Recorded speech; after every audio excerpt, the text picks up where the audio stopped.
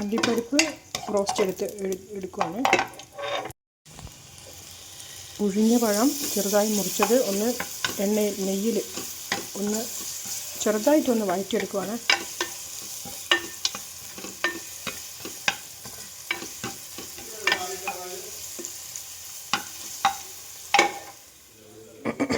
അതിനുശേഷം ഈ തേങ്ങ അതിലേക്ക് ചേർത്തിട്ട് ഒന്ന് ചെറുതായിട്ട് വഴറ്റും. അതിനുശേഷം ഈ അവിൽ അണ്ടിപ്പരിപ്പ് ഇട്ടിട്ടുണ്ട്. പൊടി വറുത്ത അവിലാണ് ഇതിന്.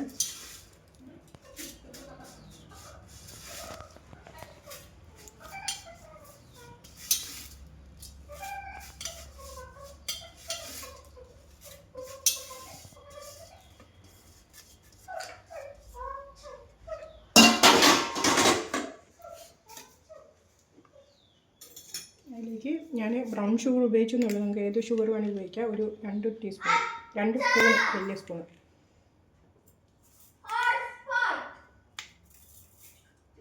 മൂന്നിട്ടല്ലേ,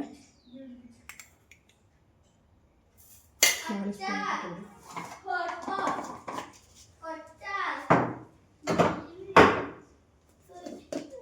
ഒരു തുള്ളി ഉപ്പും.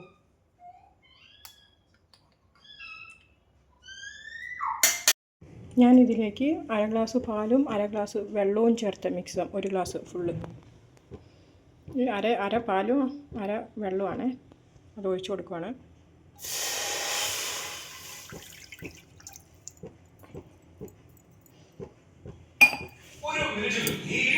അതിലേക്ക്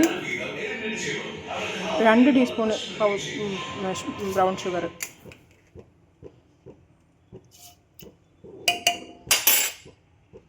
തിളയ്ക്കാൻ പറ്റുകയാണ്.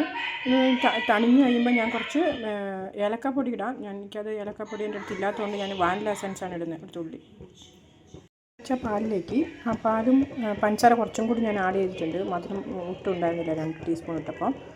പിന്നെ ആ പൊടിച്ചു വെച്ച മിക്സ് അവിലും അണ്ടിപ്പരിപ്പും കൂടി ഫുള്ളായിട്ടും ഭയങ്കര ഫൈൻ പൗഡർ ആക്കണ്ട, അത് ഇതിലേക്ക് ചേർക്കുവാണ്.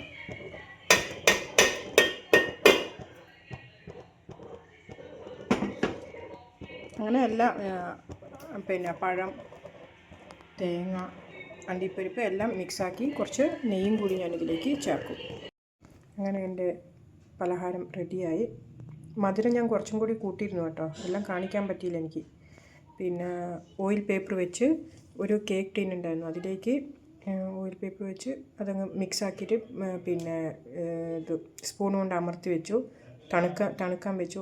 പിന്നെ ഫ്രിഡ്ജിലും വെച്ചിരുന്നു. അതിന് ശേഷം ഇപ്പം ഞാൻ എടുത്ത് മുറിച്ചതാണ്.